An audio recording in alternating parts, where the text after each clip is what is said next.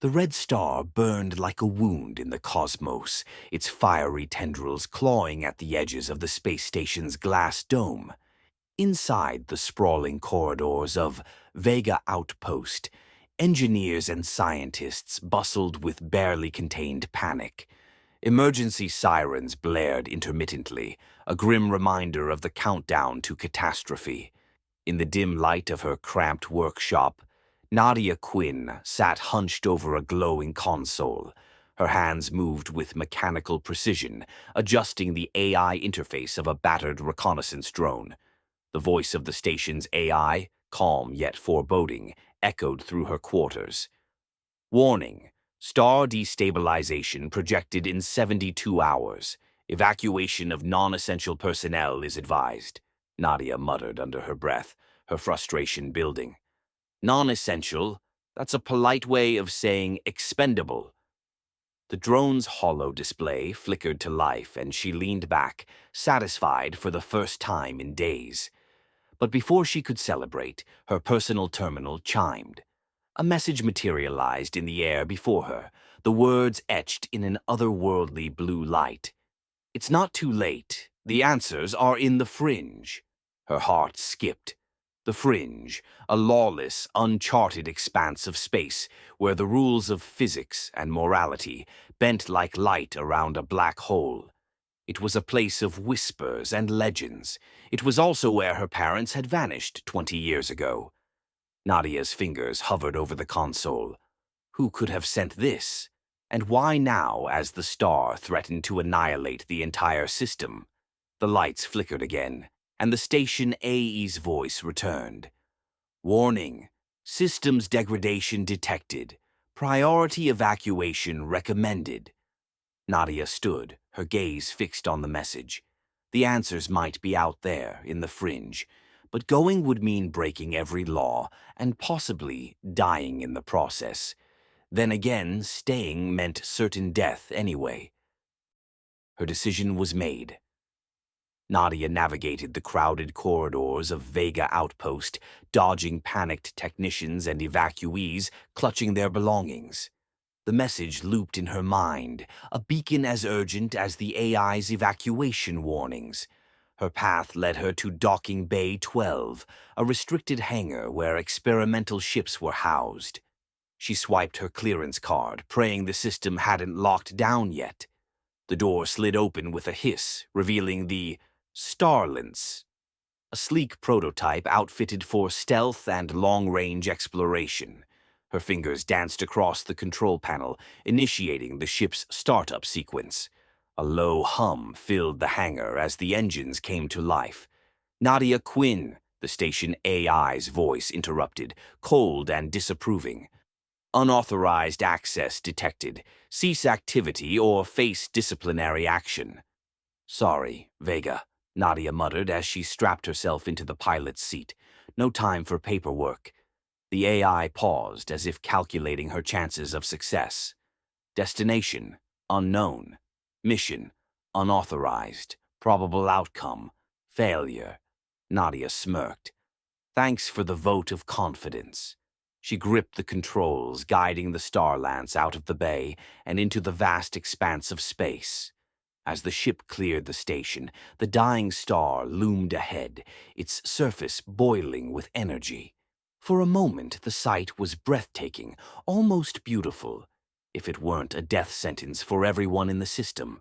"Course set for the fringe," the ship's onboard AI, Sin, announced, its voice crisp and analytical.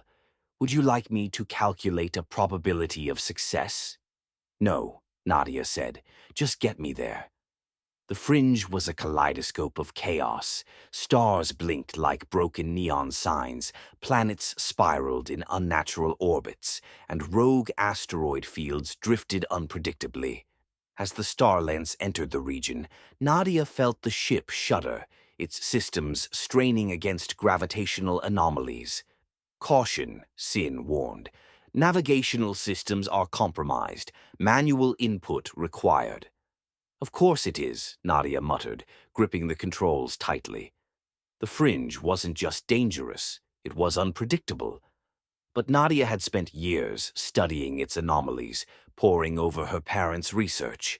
If anyone could navigate this maze, it was her. She adjusted the ship's trajectory, weaving through a field of crystalline debris that sparkled like glass shards in the starlight. As she maneuvered, Sin chimed again. Unidentified signal detected. Source, 5 light minutes ahead.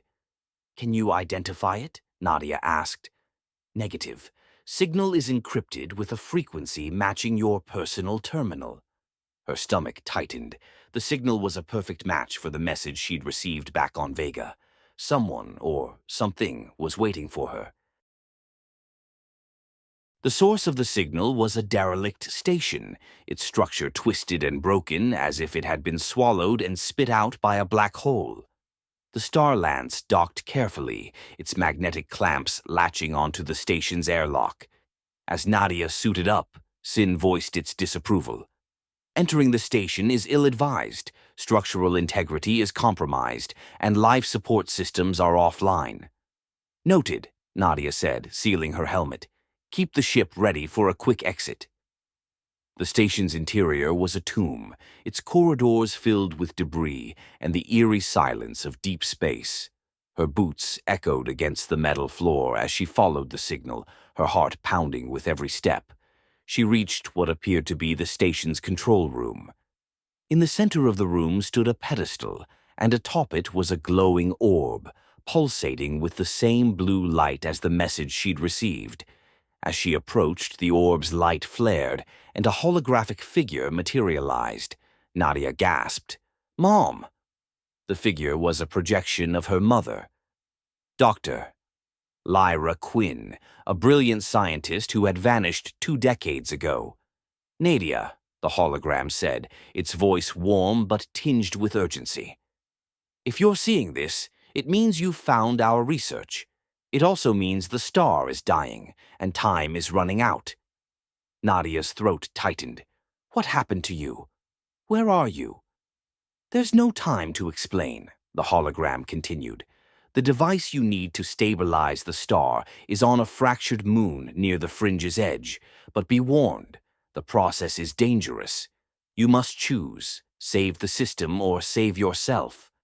Before Nadia could respond, the hologram flickered and vanished. The fractured moon loomed on the edge of the fringe like a jagged scar in the cosmos.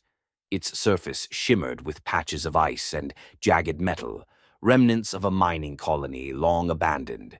The Star Lance circled the moon, searching for a stable landing zone. "Energy readings detected," CN reported. "Source appears to be subterranean. Atmosphere thin but breathable." "Looks like we're going underground," Nadia muttered. She landed the Star Lance on a relatively flat section of the moon. Donning her exosuit, she descended into the frozen terrain, her boots crunching against the ice. The cold bit through her suit, and the eerie silence pressed on her ears. Using her handheld scanner, she located a fissure leading into the moon's depths. The descent was treacherous, the path lit only by the faint glow of bioluminescent crystals embedded in the rock walls. Her scanner beeped, indicating the presence of a massive energy source below. The cavern opened into a sprawling underground facility, its walls lined with rusted consoles and dormant machinery. At the center of the room stood a towering device, a ring of crystalline structures suspended within a magnetic field, pulsating faintly with light. "This must be it," Nadia whispered. As she approached, a voice broke the silence. "Stay back." Nadia froze. Emerging from the shadows was a man in tattered clothing, his face gaunt and his eyes wild.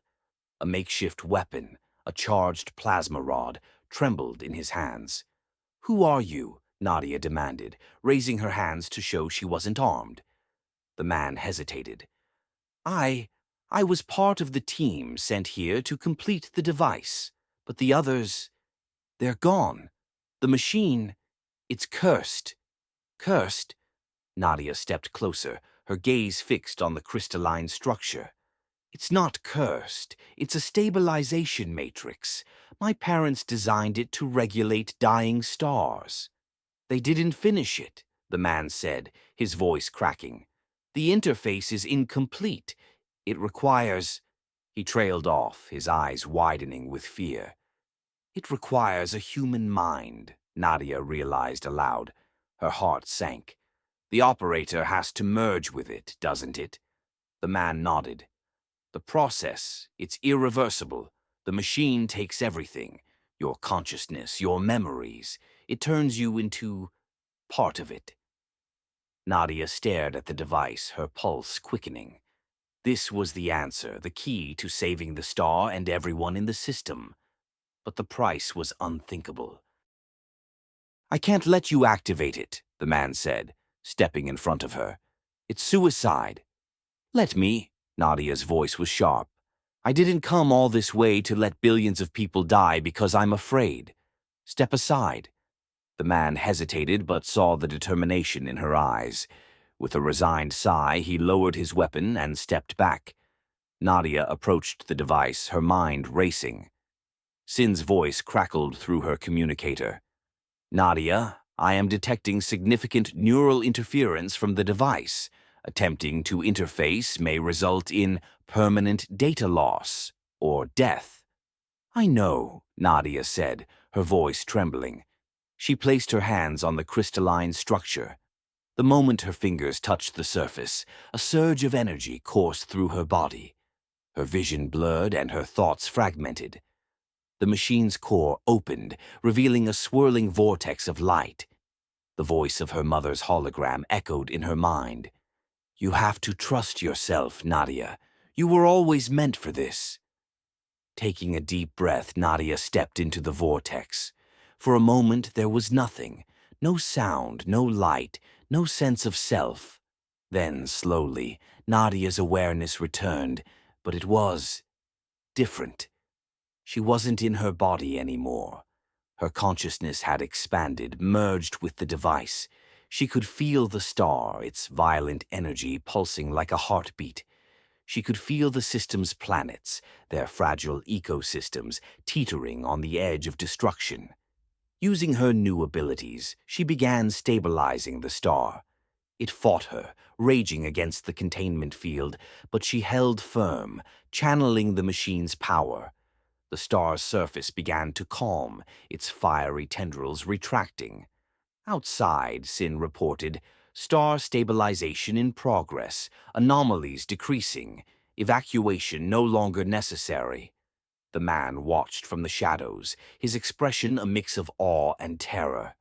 Back on Vega Outpost, the evacuation was halted. People gathered at the observation deck, staring in wonder as the red star, once on the brink of destruction, now burned steady and strong. But Nadia wasn't coming back. Her consciousness lingered within the machine, an ethereal presence intertwined with the system she had saved. Through the network, she guided the Star Lance back to the station, her voice echoing faintly through SYN's speakers. Tell them to keep building, Sin, she said. The Fringe holds more answers. Humanity's survival depends on it. The AI hesitated, acknowledged Nadia. As the Star Lance docked, Nadia felt a sense of peace. She wasn't bound by her physical form anymore. She was part of something greater, a guardian, an echo of eternity. Years later, the stabilized star continued to shine, a testament to Nadia's sacrifice. Travelers to the Fringe whispered of a guiding voice that protected them, a presence that could bend light and space to its will. They called her the Star's Keeper, a legend born from a single act of courage.